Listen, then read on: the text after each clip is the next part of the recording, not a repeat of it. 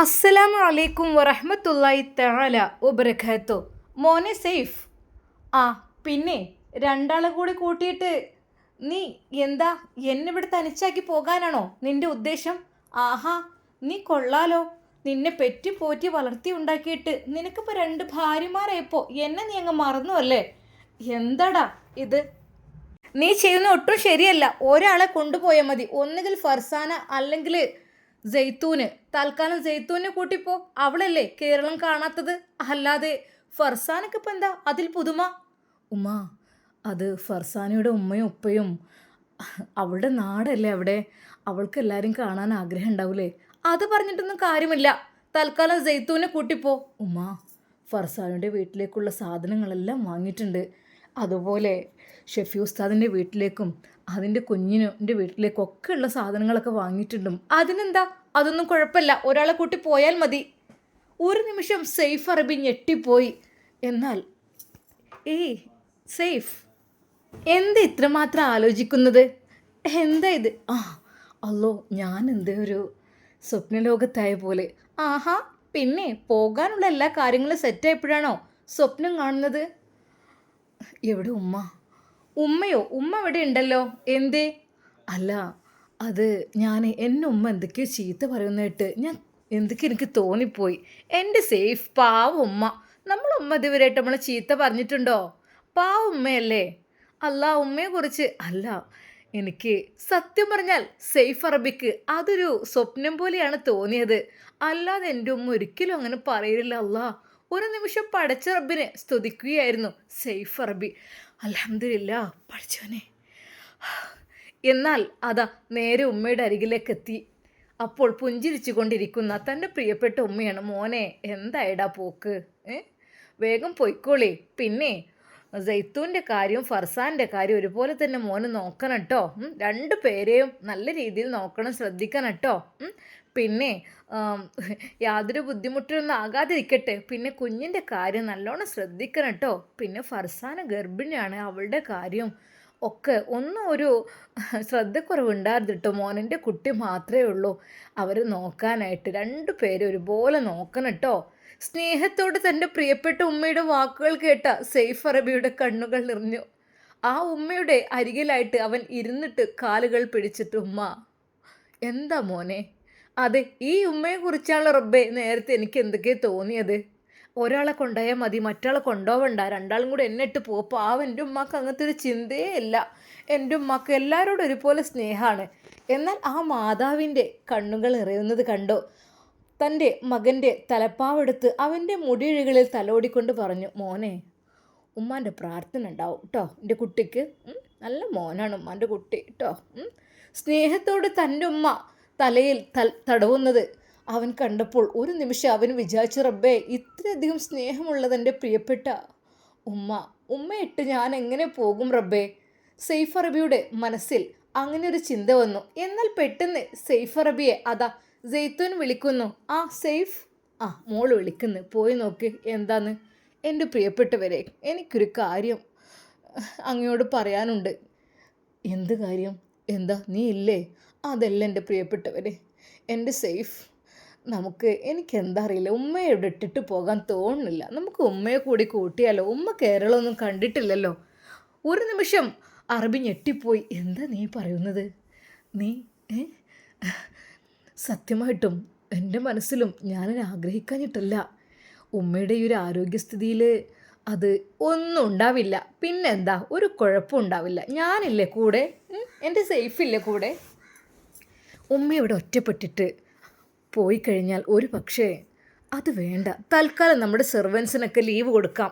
അവർ നാട്ടിൽ പോകണമെങ്കിൽ പോകട്ടെ.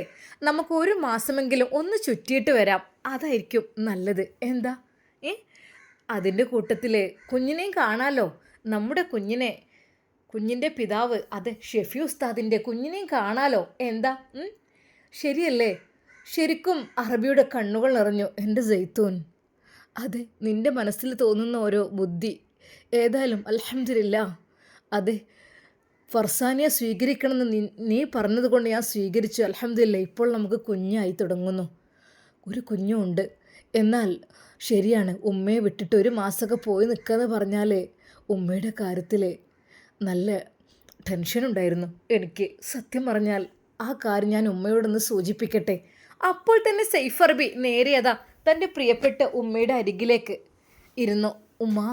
ഉമ്മയുടെ കാലുകൾ തടവിക്കൊണ്ട് പറഞ്ഞു, എൻ്റെ പ്രിയപ്പെട്ട ഉമ്മ, എൻ്റെ ഉമ്മാക്ക് എന്താ വേണ്ടത്? മോനെ, നിങ്ങൾ നല്ല മട്ടത്തിൽ ജീവിച്ച് കണ്ടാൽ മതി. രണ്ട് കൂട്ടരും ഒരേപോലെ, ഒരു ഇണക്കും പിണക്കും ഒന്നുമില്ലാതെ ഈ വീട്ടിൽ തന്നെ കഴിയുന്നതാണ് ഉമ്മാക്ക് ഏറ്റവും ഇഷ്ടം. നിങ്ങൾ പോയിക്കോളൂ, എവിടെ വേണമെങ്കിലും ടൂറ് പോയിക്കോളൂ. രണ്ട് പേരും ഒരുപോലെ പരിഗണിക്കണം കേട്ടോ എൻ്റെ മോനെ. അല്ലെങ്കിലുണ്ടല്ലോ അന്ത്യനാളിലെ ഒരു തോള് ചെരിഞ്ഞവനെ പോലെ ആയിട്ടായിരിക്കും മഷറയിൽ നിൽക്കുക. അതായത് രണ്ട് ഭാര്യമാരുണ്ടെങ്കിൽ രണ്ട് പേരെയും ഒരുപോലെ നോക്കണമെന്നാണല്ലോ. അതെ, ഒരു ഭാഗത്തിന് എന്തേ കുറവ് വരുത്തി കഴിഞ്ഞാൽ തോള് ചെരിഞ്ഞവനായിട്ടിരിക്കും മോനെ. എൻ്റെ കുട്ടിക്ക് ആ ഒരവസ്ഥ വരരുത്. എന്തായാലും മക്കളില്ലാത്തതിൻ്റെ പേരിൽ സൈത്തൂൻ ബീവിയുടെ ഇഷ്ടം കൊണ്ട് അങ്ങനെയൊക്കെ ചെയ്തു കഴിഞ്ഞു. കാരണം അവളുടെ ഇഷ്ടത്തിനാണ്, അല്ലാതെ ഒരിക്കൽ പോലും ഒരു ഭാര്യയെ കണ്ണീര് കുടിപ്പിച്ചിട്ടല്ല ചെയ്തിട്ടുള്ളത്. എൻ്റെ മോൻ അതിലൊക്കെ വിജയിച്ചിരിക്കുന്നു. ഈ കാര്യം കൂടി ഉമ്മാൻ്റെ കുട്ടി റാഹത്തിലാക്കണം. ഉമ്മ, ഞാൻ ഒരു കാര്യം പറയട്ടെ. ഞങ്ങളുടെ കൂടെ ഉമ്മ കൂടി വന്നാൽ അത് വല്ലാത്തൊരു സന്തോഷമായിരിക്കും ഉമ്മ. മോനെ, അതൊക്കെ നിങ്ങൾക്കൊരു ബാധ്യതയാവില്ലേ? ഇത് നിങ്ങൾക്ക് ഇഷ്ടം പോലെ എൻജോയ്മെൻറ്റ് ചെയ്യാലോ ഉമ്മ. പെട്ടെന്നത് കേട്ടുകൊണ്ട് സൈത്തൂൻ ബീവി അങ്ങോട്ട് വന്നു. ഉമ്മ എന്താ പറയുന്നത്? ഉമ്മ ബാധ്യതയോ? ഉമ്മ ഞങ്ങളുടെ അനുഗ്രഹമാണ് ഉമ്മ. നിങ്ങളെല്ലാം ആയിക്കഴിഞ്ഞാൽ പിന്നെ എന്താ ഞങ്ങളുടെ ഒരു അവസ്ഥ? ഉമ്മ അങ്ങനെ പറയല്ലേ ഉമ്മ. സൈത്തൂൻ ബീവി സ്നേഹത്തോടെ അതാ ആ ഉമ്മയുടെ തലയിൽ കൈവച്ചിട്ട് പറയുന്നു, മോളെ, നിങ്ങൾ പോയി വരി, നിങ്ങൾക്ക് എൻ്റെ ദുആ എപ്പോഴും ഉണ്ടാവും. അല്ല ഉമ്മ, ഉമ്മ കേരളം കണ്ടിട്ടില്ലല്ലോ. ഇല്ല മക്കളെ, കാണാനൊക്കെ കൊതിയുണ്ടായിരുന്നു. നിങ്ങളൊപ്പം അങ്ങനെ പറയുമായിരുന്നു, ഒന്ന് കേരളം കാണാൻ കൊണ്ടുപോകണം, അവിടെ നല്ല ഭംഗിയുള്ള സ്ഥലമാണ്, നല്ല കാടുകളും മലകളും കുന്നുകളും പുഴകളും ഒക്കെ ഉള്ള നല്ല രസമുള്ള സ്ഥലമാണെന്നൊക്കെ. പക്ഷെ അപ്പോഴേക്കും അദ്ദേഹം പോയില്ലേ. പിന്നെ മനസ്സിൻ്റെ ആഗ്രഹം അതവിടെ ഉള്ളിൽ വെച്ചു. ഇൻഷാ അല്ലാഹ് ഇനി സ്വർഗത്തുനിന്ന് കാണാം അതൊക്കെ എന്നും വിചാരിച്ചു. പ്രിയപ്പെട്ട ഉമ്മയുടെ ആ ഒരു വാക്കുകൾ കേട്ട് സൈത്തൂൻ ബേബി, എൻ്റെ ഉമ്മ, ഞാനുണ്ടല്ലോ, ഉമ്മക്ക് എന്താ പേടി? ഞാൻ ഉമ്മയെ പൊന്നു പോലെ നോക്കും. ഉമ്മ വരി.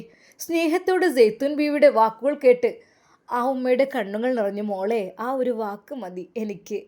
ഇവിടെ നോക്കാനൊക്കെ ആളില്ലാഞ്ഞിട്ടൊന്നുമല്ല. എന്തൊക്കെ തന്നെയായാലും നമുക്ക് ഇൻഷാ അല്ലാഹ് പിന്നെ ഒരിക്കലേ ആക്കാം, അതല്ലേ നല്ലത്. എൻ്റെ ഉമ്മയുടെ ഇഷ്ടം അത് ഈ പ്രാവശ്യങ്ങളിൽ ഞങ്ങൾ ഇഷ്ടത്തിനനുസരിച്ചായിരിക്കണം കേട്ടോ ഉമ്മ. എന്നാൽ ഈ സമയം അതാ ഗദ്ദാമകൾ 2 പേരുണ്ട്. ഒരാൾ അത്ര സ്ട്രോങ് അല്ലായിരുന്നു, മറ്റേ ഗദ്ദാമയാണ് കൂടുതലായിട്ട്. ഇവർ കേരളത്തിലേക്ക് ടൂറ് പോകുന്ന വിവരവും കാര്യങ്ങളുമെല്ലാം അവർ ചർച്ച ചെയ്യുന്നുണ്ട്. അവർ പറഞ്ഞു, അതേ, ആ വയസ്സായ തള്ളനിട്ടാണോ രണ്ടാളും പോണത്. എന്തെങ്കിലും പറ്റി കണ്ടാലേ, എന്തെങ്കിലുമൊക്കെ സംഭവിച്ചു കഴിഞ്ഞാൽ അതിനെതിരെ കേസ് തന്നെ കൊടുക്കേണ്ടി വരും. കാരണം അങ്ങനെ ചെയ്യാൻ പാടുണ്ടോ? വയസ്സായ ഉമ്മാരങ്ങനെ ഇട്ട് പോകാൻ പാടുണ്ടോ? ഒരിക്കലും പാടില്ലല്ലോ. 2 ഭാര്യമാരെയും കൊണ്ട് അല്ലെങ്കിൽ ഒരാളവിടെ നിർത്തിക്കൂടെ? അതും ചെയ്യുന്നില്ല. എല്ലോ ഇപ്പം നമ്മളെ തലയിലായിത്തീരും. ഒന്നുമല്ല, എന്നാലും ഇപ്പലേ പറ്റ ഉമ്മാനോട് ഇത്രമാത്രം സ്നേഹം കുറവുണ്ടാവുമോ മക്കൾക്ക്? അവൾ മറ്റേ ഗദ്ദാമയോട് പറഞ്ഞപ്പോൾ അവർ പറഞ്ഞു, അതിനെന്താ, അവരങ്ങനെ പോകുന്നതന്നല്ല, അതിന് ഉമ്മക്ക് കുഴപ്പമൊന്നുമില്ല. നമ്മളൊക്കെ ഇവിടെ അല്ലേ, 3-4 സെർവൻസ് തന്നെ ഇവിടെ ഉണ്ട്, അകത്തും പുറത്തുമായിട്ട്. അടുക്കളയിൽ 2 ആളുണ്ട് ക്ലീനിങ്ങിൽ, പിന്നെ പുറത്തെ ക്ലീനിങ്ങിന്, വണ്ടി കഴുകാൻ ഡ്രൈവറായിട്ട്, അങ്ങനെയൊക്കെ ഉണ്ടല്ലോ. പിന്നെ ഇപ്പം എന്താ? അല്ലേ, അത് പറഞ്ഞിട്ട് കാര്യമില്ല, നമുക്ക് എന്തെങ്കിലുമൊക്കെ പറയണം. അല്ലാതെ ഇപ്പം എന്താ, നമ്മളിവിടെ ഗദ്ദാമകൾ പറഞ്ഞിട്ട് ഇവിടെ നിന്നിട്ട് എന്ത് കാര്യമാണ്? കുറച്ചൊക്കെ അവരുടെ കാര്യമൊക്കെ നോക്കണ്ടേ? എന്താ ഇത്, 2 ഭാര്യയും കൊണ്ട് സുഖിക്കാൻ പോവാം മൂപ്പര് കേരളത്തിലേക്ക്. കേരളത്തിലൊക്കെ നല്ല തണുപ്പുള്ള സ്ഥലമുണ്ട്, ഊട്ടിയുണ്ട്, അവിടെ പല സ്ഥലങ്ങളും ഉണ്ടല്ലോ. എവിടെയും പോകാലോ. മൂപ്പർക്ക് 2 ഭാര്യമാരും. രണ്ടാമത്തുള്ള കെട്ടി എനിക്ക് തീരെ പറ്റിയിട്ടില്ല. ആ ഫർസാൻ എന്ന പേരിൽ ഒരുത്തിനില്ല, മലയാളി പെണ്ണാണ്. എന്നാലും എന്താ, അങ്ങോട്ടൊന്നും വരുമൊന്നുമില്ല. എന്താ ഉള്ളൊരു ഗമ. ഓൾക്കൊരു കഴിവുണ്ട്, പ്രസവിക്കാൻ കഴിയുമെന്നല്ല, വേറൊന്നുമില്ല, അതന്നെ ഉള്ളൂ. എന്താന്നില്ലേ, അതിനു വേണ്ടി അവളെ താങ്ങിക്കൊണ്ട് നടക്കണം സൈത്തൂൻ ബേബി. എന്താ അവളെ കൊഞ്ചിക്കലെന്നോ? അത്രയൊന്നും പാടില്ല. ഞാൻ പറഞ്ഞിട്ടുണ്ട്, 2 ആൾക്കുള്ള ഡോസ് ഞാൻ കൊടുത്തിട്ടുണ്ട്, പക്ഷെ അതങ്ങോട്ട് ഏറ്റിട്ടില്ല തോന്നുന്നുണ്ട്. ഞാൻ പറഞ്ഞു തന്നെ പ്രസവിക്കാൻ വേണ്ടി മാത്രമുള്ള യന്ത്രമാക്കി വെച്ചിക്കണം, സ്നേഹം മറ്റോളോടാണെന്ന് പറഞ്ഞിരിക്കണ്. എന്താവും, ഇന്നല്ലെങ്കിൽ നാളെ നമുക്ക് കാണാം പൊടി പൂരം. എന്നാൽ ആ ഗദ്ദാമിയുടെ സംസാരം കേട്ടിട്ട് മറ്റോൾ പറഞ്ഞു, അതെ, ഇത്ര മാത്രം നമ്മൾ ചിന്തിക്കണ്ട. കാരണം നല്ല മാസം, നല്ല കാര്യങ്ങളൊക്കെ വരുന്നത്. നമ്മളിതിനെക്കുറിച്ച് ഇത്ര മോശമായിട്ട് നമ്മൾ പറയുമ്പോൾ അത് ഒക്കെ പഠിച്ചോ നമ്മളിവിടെ എഴുതി വെക്കൂലേ? ഓ ഈ മാത്രം പഠിച്ചോനെ പേടിച്ച് നിന്നോ. പിന്നെ കുറച്ചൊക്കെ നമ്മളെ കാര്യം പറഞ്ഞു. ഞാനിപ്പോൾ എന്താ ഇല്ലാത്തൊന്നുമല്ലല്ലോ പറഞ്ഞത്, ഉള്ള കാര്യം അങ്ങനെയൊക്കെ ചെയ്യാൻ പാടുണ്ടോയെന്നാണ് ഞാൻ പറഞ്ഞത്, വേറൊന്നുമല്ല. എന്തൊക്കെ തന്നെയാലും വേണ്ടില്ല, ആ തള്ളനെ കൊണ്ടാകാതെ പോയി കഴിഞ്ഞാലേ ഞമ്മക്കൊരു പണിയാവും ചെയ്യും. മറ്റേത് ഇടയ്ക്കിടയ്ക്ക് ഓലിങ്ങനെ പൂന്തോട്ടത്തിൽ കൂടെ കൊണ്ടെടുക്കലും അങ്ങനെ ഇതാക്കലൊക്കെ നമ്മളെ കൊണ്ടിപ്പോൾ എപ്പോഴും ഈ വീട്ടിലത്തെ ജോലി കഴിഞ്ഞിട്ട് നിൽക്കാൻ കഴിയുമോ? എന്താണെന്നല്ലോ, ഒരാൾ ഇവിടെ നിൽക്കട്ടെ. എന്നാൽ ഈ സമയം മക്കളും മരുമക്കളും ആരും അവിടെ ഇല്ല എന്ന് കണ്ടപ്പോൾ ഗദ്ദാമ നേരെ അതാ വല്യമ്മാൻ്റെ അടുത്തേക്ക് ചെല്ലുന്നു. ഉമ്മീ, നിങ്ങളുടെ കാര്യത്തിൽ എനിക്ക് വല്ലാതെ വിഷമമുണ്ട് കേട്ടോ. എനിക്ക് ഭയങ്കര നെഞ്ച് പൊട്ടാണ് ഉമ്മീ. അതെ, എൻ്റെ മക്കൾ എന്നോട് ഇങ്ങനെ ചെയ്യുന്നത് എനിക്ക് സഹിക്കൂല. അതെ, അത്രക്ക് മോശമായ രീതിയിൽ ആണ് അവർ ചെയ്യുന്നത്. എൻ്റെ ഹൃദയം പൊട്ടുന്നു. എന്തിന്? എന്നാലും അങ്ങേ ഇവിടെ ഒറ്റക്കാക്കിയിട്ട് അവരെല്ലാവരും പോവുകയെന്നൊക്കെ വെച്ചാൽ അതങ്ങനെ തന്നെയാണ് വിചാരിക്കുന്നത്. അതെ, അവരെന്നെ ഒറ്റക്കാക്കി പോവുകയാണ്. എന്തേ? അല്ലേ, എനിക്ക് സഹിക്കൂല, എൻ്റെ ഹൃദയം പൊട്ടുകയാണ്. അതെ, ഒരാളെന്ന് ഇവിടെ നിർത്താൻ പറഞ്ഞുകൂടെ നിങ്ങൾക്ക്? 2 പേരെയും കൊണ്ട് അവർ സുഖിക്കാൻ പോവല്ലേ കേരളത്തിലേക്ക്? എന്താ നിങ്ങളൊക്കെ പറയുന്നത്? പിന്നെ മറ്റൊരു കാര്യം കൂടി പറയാണ്ട്, നിങ്ങൾക്കൊക്കെ കുറച്ച് ദിവസം ഞാൻ ലീവ് തരാം. ലീവോ? എന്തിന്? ഞാനിപ്പോൾ ഇവിടെ പോയി വന്നിട്ട് 2 മാസമേ ആയിട്ടുള്ളൂ. ഞാനിപ്പോൾ 4 മാസം ലീവിന് പോയി വന്നതല്ലേ. എനിക്ക് വീട് പണിയൊക്കെ ഇവിടെ നടക്കുന്നുണ്ട്. ഈ 2 മാസമായപ്പോഴേക്കും എന്ത് ലീവ്? നിങ്ങൾ ഒരു 1.5 മാസം അല്ലെങ്കിൽ 2 മാസത്തോളം പോയിട്ട് നിങ്ങൾ റെസ്റ്റ് എടുത്തോളി. റെസ്റ്റോ? എന്തിന്? അപ്പം ഞങ്ങൾക്ക് കിട്ടുന്ന സാലറി കാര്യങ്ങൾ, എൻ്റെ വീട് പണി നടന്നുകൊണ്ടിരിക്കുകയാണ്, ഞാൻ പോകുന്നില്ല. അല്ല, നിങ്ങൾ പോയിക്കോളി. എല്ലാ ജോലിക്കാരും ഞാൻ തുറന്ന് പറഞ്ഞേക്കാണ്. എന്തൊക്കെയാ പറയുന്നത്? എല്ലാവരും പോയിക്കോളി, എല്ലാവർക്കും റെസ്റ്റാണ് ഞാൻ തരുന്നത്. ഇനിയിപ്പോൾ നല്ല മാസമൊക്കെ തന്നെയല്ലേ, ഞങ്ങളെ വീട്ടിലാവുമ്പോൾ അങ്ങനെ പറയല്ലേ. റമദാൻ മാസം എന്ന് പറഞ്ഞാൽ ഞങ്ങൾക്ക് ഈ അറബി വീട്ടിൽ നിൽക്കണം അത്ര സുഖം ഒന്നും ഉണ്ടാവില്ല. ഇവിടെ എത്രങ്ങാനും ഫുഡും കാര്യങ്ങളാണ് ഉണ്ടാക്കുന്നത്, എത്ര ഐറ്റംസാണ്. അതൊന്നും ഞങ്ങൾ അവിടെ പോയി ഉണ്ടാക്കൊന്നുമില്ല. ഇവിടെ ഏതായാലും ഉണ്ടാക്കും, ഞങ്ങൾക്ക് കൂലിയും കിട്ടും. അവിടെ പോയി ഉണ്ടാക്കി വെച്ചിട്ട് ഞങ്ങൾക്ക് കൂലി കിട്ടൂലല്ലോ. നിങ്ങൾ എന്തൊക്കെയാണ് ഈ പറയുന്നത്? നിങ്ങൾ അങ്ങനെ പറയല്ലേ. അല്ല, എല്ലാവരും പോയിക്കോളി. നമ്മളെ വാഹനം നോക്കുന്നവരും മുറ്റം നോക്കുന്നവരും അകം ക്ലീൻ ചെയ്യുന്നവരും കുക്കിംഗ് ചെയ്യുന്ന 2 പേരും അങ്ങനെ എല്ലാവരും, എല്ലാ സെർവൻസിനും ഞാൻ ലീവ് തരികയാണ്. 1.5 മാസം കഴിഞ്ഞിട്ട് നിങ്ങൾ വന്നാൽ മതി. ശരിക്കും അറബിച്ചിയുടെ ആ ഒരു വാക്ക് കേട്ട് ഒന്ന് ഞെട്ടി അവൾ. എന്താ ഇത് ഇപ്പം പിടിച്ച് ഇങ്ങനെ ഒരു തീരുമാനം? അല്ല, നിങ്ങൾ പറഞ്ഞില്ലേ എൻ്റെ മക്കളൊക്കെ എന്നെ വിട്ട് പോവുകയാണെന്നുള്ളത്. അപ്പം നിങ്ങൾക്ക് നോക്കാൻ കഴിയാത്തോണ്ടല്ലേ അങ്ങനെ പറഞ്ഞത്? അങ്ങനല്ലേ ഞാൻ പറഞ്ഞത്. പിന്നെന്താ, നിങ്ങൾക്ക് നോക്കാൻ കഴിയൂലെങ്കിൽ എൻ്റെ മക്കളെ കൂടെ ഞാനും അങ്ങോട്ട് പോകുകയാണ്. എന്നാൽ അത് കേട്ട് ശരിക്കും ഗദ്ദാമ്മ ഞെട്ടിത്തെറിച്ചു. എന്തേ പറഞ്ഞത്? ഞാൻ പോവാണ് മക്കളുടെ കൂടെ. എൻ്റെ മക്കൾ എന്നെ നിർബന്ധിക്കുകയാണ്. നിങ്ങൾക്ക് എല്ലാവർക്കും എന്നെ നോക്കാൻ കഴിയൂലല്ലോ. ഞാനിവിടെ നിൽക്കാമെന്ന് വിചാരിച്ചതായിരുന്നു. പക്ഷെ നിങ്ങളൊക്കെ സ്വഭാവം ഒക്കെ മാറി വരികയാണ്. നിങ്ങൾ ഒരാളെ നിർത്തണം, എല്ലാവരും നോക്കാൻ കഴിയൂല, എന്നെ നോക്കാൻ കഴിയൂല, അങ്ങനെയൊക്കെ പറഞ്ഞു നിൽക്കല്ലേ. അതുകൊണ്ട് ഞാൻ എൻ്റെ കുട്ടികളെ കൂടാണ്ട് പോവുകയാണ്. കുട്ടികളാണ് നിർബന്ധിക്കണോണ്ട്. പിന്നെ ഇപ്പം എന്താ ചെയ്യുക? അതല്ല നല്ലത്. നിങ്ങൾക്കൊക്കെ ഞാൻ ലീവ് തരികയാണ്. ഞങ്ങൾ ഇവിടുന്ന് ഇറങ്ങണ അന്ന് തന്നെ നിങ്ങൾക്ക് എല്ലാവർക്കും പോകാം. വീട് പൂട്ടുകയാണ്. അതിൻ്റെ മുമ്പായിട്ട് എല്ലാവരും സ്ഥലം കാലിയാക്കിക്കോളി. ശരിക്കും ഗദ്ദാമ്മ ഞെട്ടിപ്പോയി. അങ്ങനെ പറയല്ലേ നിങ്ങൾ, എൻ്റെ ജീവിത ചെലവാണ് ഇത്. ഞങ്ങൾ വീട് പണി നടക്കുകയാണ്. ഇവിടുന്ന് കിട്ടുന്ന ഈ ഒരു ശമ്പളം അയച്ചിട്ടാണ് ഓരോ പണിയും നടത്തുന്നത്. എന്താ നിങ്ങളിങ്ങനെ ചെയ്താൽ കാട്ടുക? നിങ്ങളിങ്ങനെ ചെയ്യാൻ പാടുണ്ടോ? നിങ്ങൾക്ക് എന്നെ നോക്കാൻ കഴിയൂലെന്ന് എനിക്ക് മനസ്സിലായി. അതുകൊണ്ടാണ് ഞങ്ങൾക്ക് ലീവ് തരണേ. എന്നാൽ ഞങ്ങൾക്ക് എന്താ ഞാൻ ചെയ്യുക? തൽക്കാലം നിങ്ങൾ വേറെ എവിടേക്കെങ്കിലും ഒന്ന് ജോലിക്ക് കയറിക്കോളി. അതായിരിക്കും നല്ലത്. വീട്ടിലേക്ക് പോകണില്ലെങ്കിൽ അല്ലേ 1.5 മാസം വീട്ടിൽ പോയിക്കോളി. വീട്ടിൽ പോയി നിന്നിട്ട് നിങ്ങൾക്ക് വരാലോ. അപ്പോഴേക്കും തിരിച്ചു വരാം. 1.5 മാസം ആകുമ്പോൾ ഞങ്ങളിവിടെ എത്തും. കേരളം കാണാത്ത പല സ്ഥലങ്ങളുണ്ട്. അവിടെയൊക്കെ കാണണം, താമസിക്കണം, നിൽക്കണം എന്നൊക്കെ ഒരു ആഗ്രഹമുണ്ട്. 1.5 മാസത്തോളം അവിടെ ഉണ്ടാവും ഞങ്ങൾ. അപ്പോൾ പിന്നെ നിങ്ങൾക്ക് വീട്ടിലേക്ക് പോകാം. ശരിക്കും ഗദ്ദാമ്മ ഞെട്ടിപ്പോവുകയാണ് ചെയ്തത്. എടി നേരെ മറ്റേ ഗദ്ദാമ്മയുടെ അടുത്തേക്ക് ചെന്നിട്ട്, എടി അറിഞ്ഞോ? എന്താ? നമ്മളൊക്കെ ഇവിടുന്ന് പിരിച്ചു വിടുകയാണത്ര. പിരിച്ചു വിടേ? എന്തേ കേൾക്കണത്? ബാങ്കിൽ നിന്ന് ലോൺ എടുത്തിട്ടാണ് ഞാൻ ഇങ്ങോട്ട് വന്നിക്കണത്. പിരിച്ചു വിടേ? എന്തിന് പിരിച്ചു വിടുകയെന്ന് വെച്ചാൽ 1.5 മാസം കഴിഞ്ഞിട്ട് വന്നാൽ മതിയെന്ന്. അവരൊക്കെ ടൂറ് പോകണല്ലോ. എൻ്റെ പൊന്നാര താത്ത, എന്തൊക്കെയാണ് നിങ്ങളീ പറയണത്? ആ അല്ലേ, ആ ഉമ്മയും പോണെന്ന്. അപ്പം നിങ്ങളെന്നല്ലേ പറഞ്ഞത്? നിങ്ങളെ പണിയല്ല ഇപ്പം ഇതൊക്കെ. നിങ്ങളല്ലേ പറഞ്ഞത് ആ ഉമ്മാനെ ഇട്ടിട്ട് ഓലൊക്കെ പോകണം, ഒരാളവിടെ നിർത്തിക്കോ എന്നൊക്കെ പറഞ്ഞത്. അപ്പോൾ ഉമ്മാനെ നോക്കാനാവില്ല നിങ്ങൾ പറഞ്ഞ് എങ്ങനെയൊക്കെ കേട്ടിട്ടുണ്ടാവും ഓലൊരു പക്ഷേ. പിന്നെ ക്യാമറയും കാര്യങ്ങളല്ലേ എല്ലായിടത്തും. അതിൻ്റെ സൗണ്ട് സിസ്റ്റമൊക്കെ ഓണായി കഴിഞ്ഞാൽ അതൊക്കെ കാണൂലേ? ഛേ, അത് അവരെങ്ങനെയൊക്കെ അറിഞ്ഞേക്കണ്. അല്ലെങ്കിൽ ആ ഉമ്മ ഇവിടെ നിൽക്കായിരുന്നു, ഉമ്മാനെ ഞാൻ നോക്കിക്കോളായിരുന്നു. നിങ്ങൾക്ക് നോക്കാൻ കഴിയൂലെങ്കിൽ. ഞാൻ അങ്ങനല്ല പറഞ്ഞത്.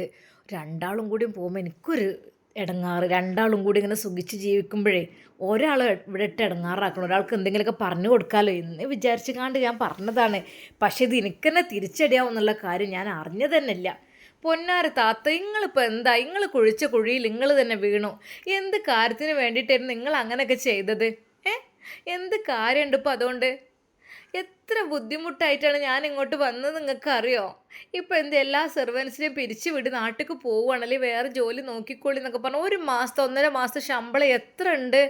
അതൊക്കെ എവിടെ നിന്ന് കിട്ടാനഞ്ഞ് പുതിയ വീട്ടിൽ കയറിയാൽ ഇത്ര കയ്യൂല താത്ത. നിങ്ങൾ എന്തൊരു പണിയാണ് ഈ കാണിച്ചത്? അതെ, അങ്ങനെയൊന്നല്ല. ശരിയാണ്, ഞാനല്ല എന്നെ കൊടുന്നത്. അപ്പം അതിൻ്റേതായ രീതിയിൽ കുറച്ച് ഞാൻ പറഞ്ഞു ഈ കേട്ട് നിൽക്കേണ്ടി വരും. അതൊക്കെ ഞാൻ നിന്നോളാം. പക്ഷെ നിങ്ങളെ ചതിച്ച പോലെ ആയില്ലപ്പോൾ. കാരണം ഞാൻ നോക്കിക്കോളിരുന്നല്ലോ ആ ഉമ്മാനെ. വയസ്സായ ഉമ്മാനെ നോക്കാനെന്ന് പറഞ്ഞിട്ട് എന്നെ കൊണ്ടുവന്നിട്ട് ഇപ്പോൾ വീട്ടിലത്തെ ജോലി മുഴുവനും കുറേ ഞാൻ എടുക്കുന്നുണ്ട്. അതിന് എപ്പോഴെങ്കിലും എന്തെങ്കിലും ഭക്ഷണം എത്തിച്ചു കൊടുത്താൽ പോരെ? ബാക്കി കാര്യങ്ങൾ അതന്നെ അത് നോക്കുന്നുണ്ട്. പിന്നെ മക്കളുണ്ട്, ഓലൊക്കെ ചെയ്യും. വയസ്സായ ആളെ നോക്കാനൊക്കെ പറഞ്ഞ് കൊണ്ടുവന്നിട്ടിപ്പോൾ നിങ്ങളിപ്പോൾ എന്താ പോലെ ആ ഓലെല്ലാവരും കൂടി പോവുകയാണല്ലോ കേരളത്തിക്ക്. അതെ, ആ ഉമ്മ പറഞ്ഞിരുന്നല്ലോ ഞാൻ പോകണില്ല, എൻ്റെ മോനും മരുമക്കളും പോകണുള്ളൂ എന്നൊക്കെ പറഞ്ഞിരുന്നല്ലോ. നിങ്ങളല്ലേ ഇപ്പോൾ അതൊക്കെ മാറ്റിമറിച്ചത്? ഞാൻ തന്നെയാണ്, ഞാനും വിചാരിച്ചത് അങ്ങനെയല്ലായിരുന്നു. ഒരാളോട് നിർത്തി പോയിട്ട് മറ്റാളേറ്റ് പോയാലേ നല്ലോ കുറ്റം പറഞ്ഞു കൊടുക്കാമല്ലോ. ആടി, അല്ലെങ്കിലും നിങ്ങളെ ഭർത്താവിന് സേഫിന് മറ്റുള്ളവരാണ് സ്നേഹം, എന്നോട് തീരെ സ്നേഹമില്ല, ഉണ്ടെങ്കിൽ എന്നെ കൊണ്ടുപോകില്ല അങ്ങനെയൊക്കെ പറഞ്ഞ് ഒന്ന് വിഷമിപ്പിക്കണം എന്നൊക്കെ വിചാരിച്ച് നിന്നാണ്. പക്ഷെ നേരെ അത് എൻ്റെ തലക്കന്നെ അടിച്ചു. ഇനിയിപ്പോൾ എന്താ ഞാൻ ചെയ്യാൻ എനിക്കറിയില്ല. പെട്ടെന്ന് അതാ അറബി അങ്ങോട്ട് വന്നു ആ ഭാഗത്തേക്ക്. പിന്നെ ശരിക്ക് അറബി അല്പം സ്ട്രോങ് ആയിരുന്നു.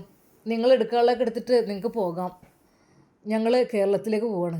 പിന്നെ ഞങ്ങൾ 1 മാസം 1.5 മാസത്തിനുള്ളിൽ തിരിച്ചെത്തും. അപ്പോൾ നിങ്ങൾക്ക് വേണമെങ്കിൽ കയറാം. പിന്നെ ആ ടൈമിനുള്ളിൽ എത്തിയില്ലെങ്കിൽ ഞങ്ങൾ വേറെ സെർവൻസിനെ നോക്കും. പിന്നെ മറ്റൊരു കാര്യം എന്താണെന്ന് വെച്ചാൽ നിങ്ങൾക്ക് ഏതായാലും ഈ മാസത്തേക്കുള്ള സാലറി ഞാൻ തരുന്നുണ്ട്. ഇനിയിപ്പോൾ അതൊന്നും കുഴപ്പമില്ല. പക്ഷേ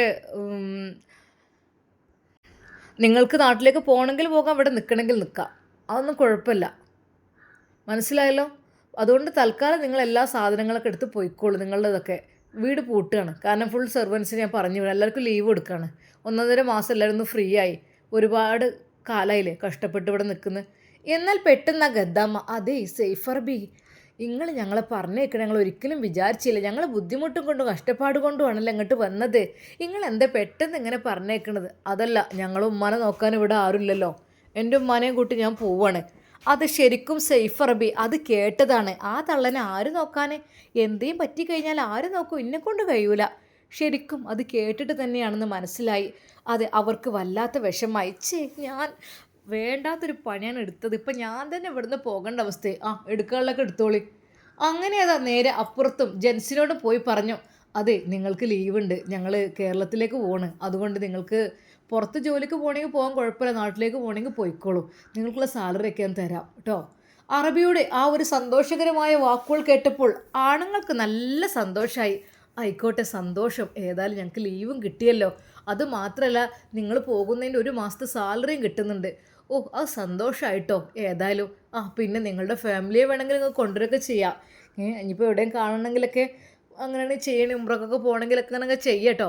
അതൊക്കെ വേണമെങ്കിൽ ഉപയോഗപ്പെടുത്താം, നിങ്ങൾക്ക് ഫ്രീ ആണ് ഇപ്പോൾ 1.5 മാസത്തോളം. ശരിക്കും അവർക്ക് സന്തോഷമായി ആണുങ്ങൾക്ക്. അവരെല്ലാവരും നന്ദി പറഞ്ഞു. എന്നാൽ പെണ്ണുങ്ങൾക്കാണ് വല്ലാത്ത ഒരു കുശുമ്പായി തോന്നിയത്. വല്ലാത്ത, ഇനിയിപ്പോൾ നാട്ടിൽ എവിടെ പോയി എന്ത് കിട്ടണേ? തൽക്കാലം നാട്ടിലേക്ക് പോകണില്ല, ഉള്ള പൈസയും വാങ്ങിയിട്ടേ തൊട്ടപ്പുറത്ത് ഏതെങ്കിലും അറബി വീട്ടിലെങ്ങാനും കയറാൻ നോക്കട്ടെ. അതിന് ഇവർ സ്വഭാവം കാര്യങ്ങളും, ഇവരെന്ന് വെച്ചാൽ ജെയ്ത്തൂൻ ബേബി വെച്ചാൽ അങ്ങനെ പച്ച പാവാണ്.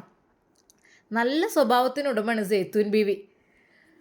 അപ്പോൾ പിന്നെ എന്ത് നമ്മൾ ചെയ്താലൊന്നും അങ്ങനെ പ്രതികരിക്കൂല. പാവം നല്ല മാത്രം പറഞ്ഞു തരുള്ളൂ. പാവം പെണ്ണാണ്. പക്ഷെ ഇങ്ങനത്തെ അറബിച്ചാളൊക്കെ എങ്ങനെ ഏതാ ആർക്കറിയാം. എനിക്കറിയില്ലേ. ഓ എന്തായാലും വേണ്ടിയില്ല. ഞാൻ ഏതായാലും പോകുന്നില്ല. ഇവിടെ എവിടെയെങ്കിലും ചുറ്റിപ്പറ്റി കയറി കൂടട്ടെ. അങ്ങനെ ഏതാ അവരെല്ലാവരും വീട്ടിൽ നിന്ന് ഇറങ്ങുകയാണ്. നാളെയാണ് അവർ പോകുന്നത് കേരളത്തിലേക്ക്. എല്ലാ കാര്യങ്ങളും സെറ്റായി. ഉമ്മയുടെയും എമർജൻസി ടിക്കറ്റ് കാര്യങ്ങളെല്ലാം സെറ്റായി. ഉമ്മ പല മാത്രമേ പറഞ്ഞു, മക്കളെ നിങ്ങൾ പോയിക്കോളി. അല്ലുമ്മ നമുക്ക് ഒരുമിച്ച് പോകാം. ഇനി ഇങ്ങനൊക്കെ യാത്ര എങ്ങനെ ചെയ്യാൻ കഴിയും? എന്നാൽ പിന്നെ സമാധാനമാണ്. മറ്റു ഞങ്ങൾ നാട്ടിൽ നിൽക്കുമ്പോൾ ഇവിടുത്തെ ആലോചിക്കുമ്പോൾ സമാധാനമില്ല. അതുകൊണ്ട് അങ്ങനെ ഏതാ എന്തൊക്കെ തന്നെയായാലും സെയ്ത്തൂൻ ബീവിക്കും വല്ലാത്ത സന്തോഷമായി. ഉമ്മ, എൻ്റെ ഉമ്മ ഏതായാലും നിങ്ങൾ എൻ്റെ കൂടെ ഉണ്ടല്ലോ, അത് സമാധാനമായി ഞങ്ങൾക്ക്. മറ്റൊരു സമാധാനം ഇല്ലായിരുന്നു.